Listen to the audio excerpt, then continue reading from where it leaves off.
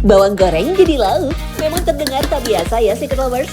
Masyarakat Betawi mengenalnya sebagai goreng garam atau sering disebut garam. Lalu, apa keistimewaan makanan jadul ini ya?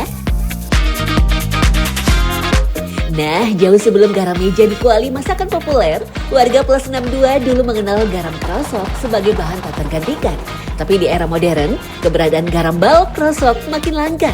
Uniknya, semua punya bentuk yang nyaris sama, yaitu punya tonjolan cembung di bagian atas. Kenapa alasannya?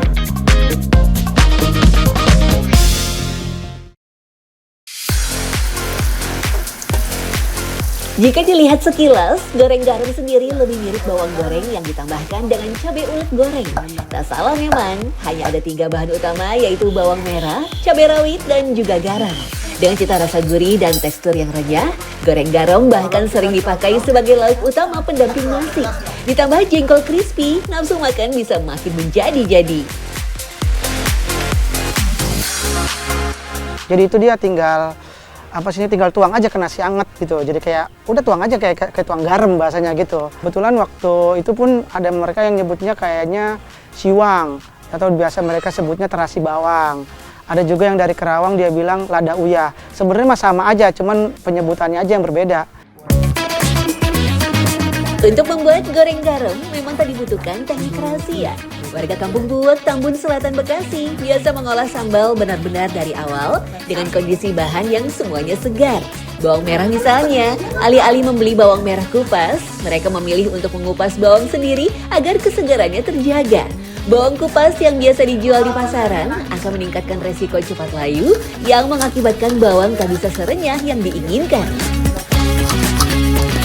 Sementara untuk cabai dipilih cabai rawit merah yang lebih punya rasa pedas daripada cabai rawit hijau.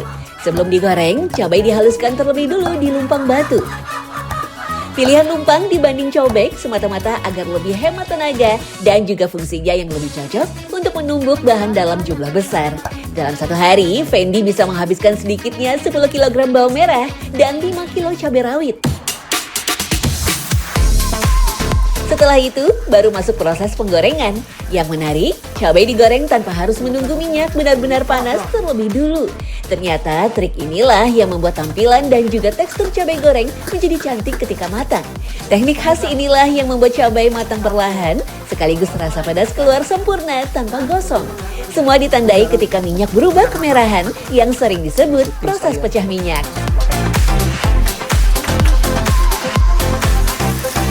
Tetapi untuk menggoreng bawang lebih butuh kesabaran ekstra. Digoreng dalam api kecil, bawang harus terus diaduk agar tidak lengket satu sama lain.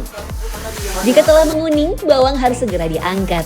Telat sedikit, bawang bisa gosong dan rasanya pun akan menjadi pahit. Selanjutnya, bawang goreng akan dicampur dengan cabai goreng untuk kemudian ditambahkan dengan garam. Dari sinilah istilah goreng garam tercipta. Tidak ada takaran atau porsi khusus masing-masing elemen.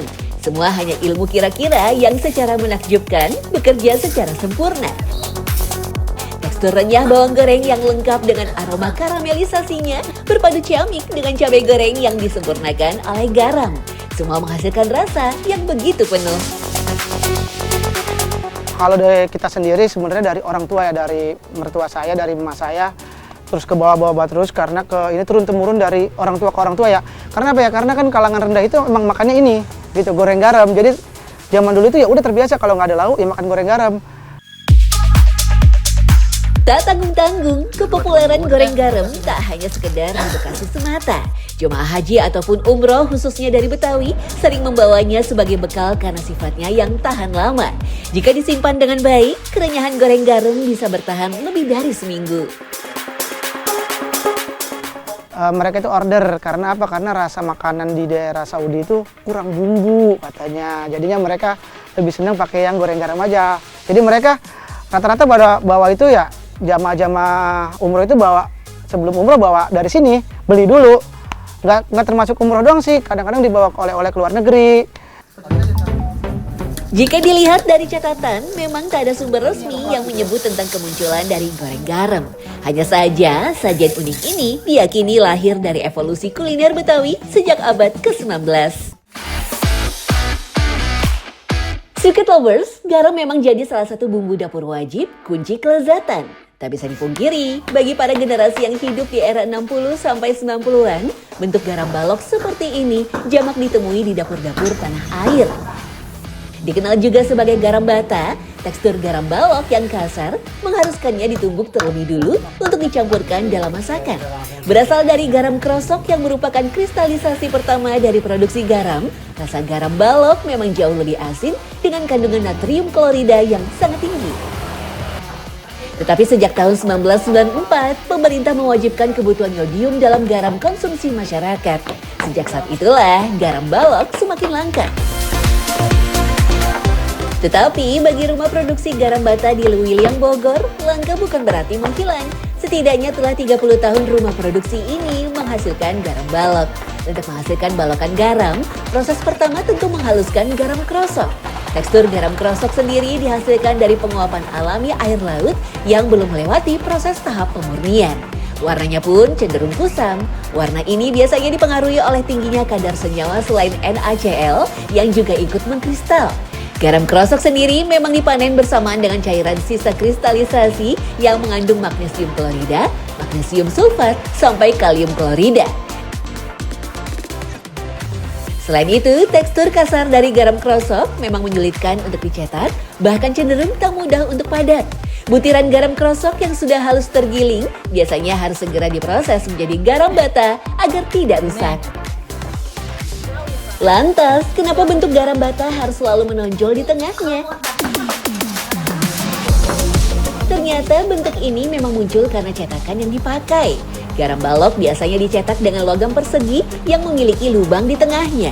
Untuk memadatkan, garam yang telah dimasukkan di dalam cetakan lalu ditutup dengan cetakan kayu. Selanjutnya, cetakan akan dipukul dengan kayu sehingga menghasilkan garam balok dengan kepadatan tinggi. Padat nanti hancur nggak kalau dibakar, Bu? Hancur, ntar jadi ini BS pada pecah di opennya. Yang menarik, tonjolan bagian atas seringkali menjadi indikator bahwa adonan garam yang dimasukkan telah melebihi volume cetakan awal. Sehingga ketika ditekan, material akan padat maksimal sekaligus menyisakan sedikit bentuk cembung di atasnya. Untuk mendapatkan kepadatan yang sempurna, kandungan air atau kelembapan bahan garam juga amat berpengaruh. Garam dengan kadar air yang pas akan menjadi kunci keberhasilan dalam proses pencetakan garam bata. Pasalnya, kelembapan alami pada butiran garam akan membuatnya saling menempel ketika diberi tekanan. Jika terlalu kering, garam akan mudah hancur dan tak bisa membentuk bata yang utuh. Sebaliknya, bila terlalu basah, garam tak hanya susah padat, sekaligus membutuhkan waktu yang lama untuk dikeringkan.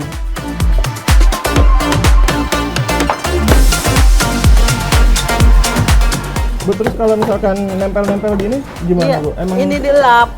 Oh, Harus pakai lap. Kalau nggak pakai lap, nggak ini. jadi Lengket, jadi juga. nempel baik di sini. Tadi tuh margarin buat apa, Bu? Ya buat ini.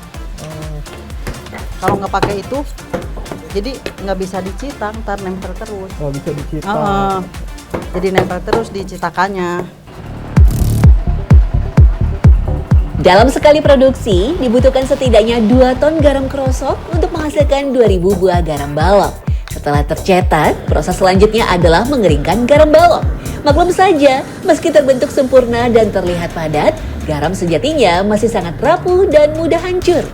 Supaya hasilnya keras maksimal, garam masih harus dibakar atau di oven. Melalui proses pengovenan, sisa kadar air di garam balok bisa dihilangkan dengan maksimal. Pengovenan setidaknya memakan waktu sekitar 10 jam untuk dapat menghasilkan garam balok yang lebih keras, tidak mudah rapuh, dan tahan lama saat disimpan atau diangkut.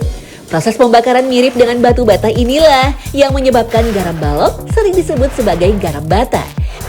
Tekstur keras garam setelah melalui proses panjang inilah yang menjadi alasan kenapa garam ini disebut juga dengan garam bata. Garam bata dari Barengkok William Bogor, Jawa Barat ini hanya produksi mengoven 1 kali dalam seminggu. Dengan harga sekitar Rp5.000 untuk kemasan 1 kg, garam dipasarkan untuk kebutuhan rumah tangga dan UMKM di wilayah Bogor. Sejak nenek moyang kita pertama kali mencicipi rasa asin air laut, garam telah menjadi bagian tak terpisahkan dari kehidupan manusia. Tak sekedar bumbu dapur, garam juga menjadi bagian dari penanda peradaban.